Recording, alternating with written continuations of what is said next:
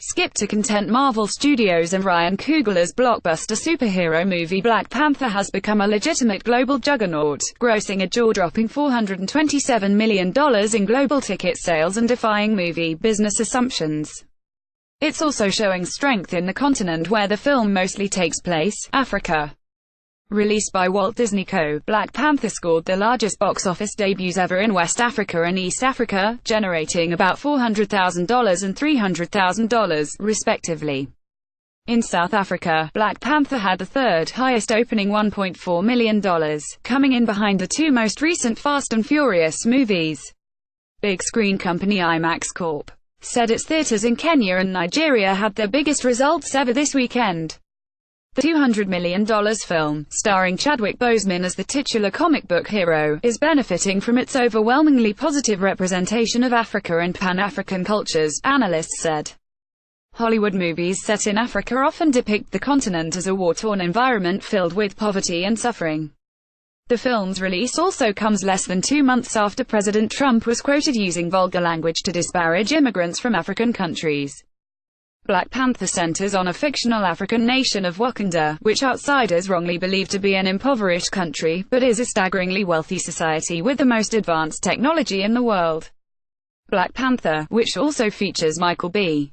Jordan, Lupita Nyong'o and a breakout performance by Letitia Wright, is the first global superhero blockbuster with a mostly black cast and a black director. It's a positive representation of Africa, and we normally don't see portrayals like that, said Paul Degarabedian, senior analyst at box office data firm Comscore. Black Panther is so important because it's obliterating these stereotypes. Disney declined to comment. To be sure, Africa remains a tiny market for films, compared to other parts of the world, and the African grosses for Black Panther are a blip in the movie's overall total, accounting for less than $3 million in ticket sales for opening weekend. West Africa, a region that includes Nigeria and Ghana, had 32 theaters in 2016, according to data from the National Association of Theater Owners. Major international theater chains lack a presence there. By contrast, in the United States and Canada alone, Black Panther collected about $202 million in its first 3 days, representing the second largest debut ever for a Marvel Studios film. Its massive rollout continued during the President's Day holiday, with $40.2 million in the US and Canada, marking the biggest Monday result ever, not adjusted for inflation. Domestically, it has grossed $242 million. Though small, analysts say there's potential for growth in the African box office driven by the rising middle class in some African countries. The total number of tickets sold in West Africa in 2017 was projected to grow to 4 million, up 15% from 2016, for example, according to National Association of Theater Owners. One problem is that Hollywood doesn't make many movies that cater to African audiences. Black Panther is a prime exception. African theater chains, including Lagos, Nigeria-based Filmhouse Cinemas and South African chains New Metro Cinemas and Ster-Kineka Theaters, have been heavily promoting Black Panther on their Twitter accounts. As they did in the US and other countries, moviegoers tweeted their enthusiasm before and after attending the screenings. One Twitter user in Pretoria, South Africa, posted a photo of her Black Panther ticket with the caption, "I'm ready." The movie Black Panther is amazing because it does not play into destructive stereotypes of black people as well as showing richness of African culture, Filmhouse Cinemas wrote on its Twitter page. Greg Foster, chief executive of IMAX Entertainment, said Black Panther could help expand the film market in Africa and elsewhere. It's brought in people who traditionally haven't gone to movies, because there's a message in Black Panther that says this is a movie to support, Foster said.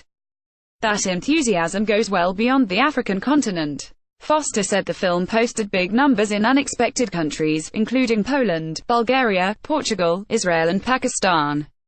The largest international box office results for Black Panther, so far, came from South Korea, which generated $27.1 million in box office receipts for the film.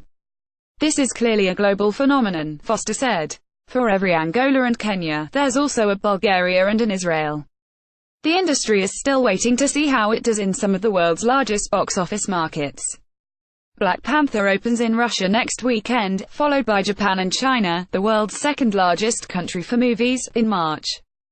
The film is expected to continue to post powerful numbers in the US and Canada this weekend. Analysts said it could grow an additional $100 million domestically this weekend, driven by repeat business. It will likely be the No. 1 movie domestically Friday through Sunday, easily beating new arrivals, Paramount's science fiction thriller Annihilation and Warner Bros.' R-rated comedy Game Night. Black Panther is on track to gross about $500 million in North America through the end of its run, analysts said, putting a $1 billion global release within its reach. In its opening weekend, the domestic audience demographic for Black Panther was 37% black and 35% white, according to analysis by Comscore. "It's just unbelievable," Daguerre said. "The long-term playability is going to be bolstered even more by the cultural conversation it's sparking and will continue to inspire."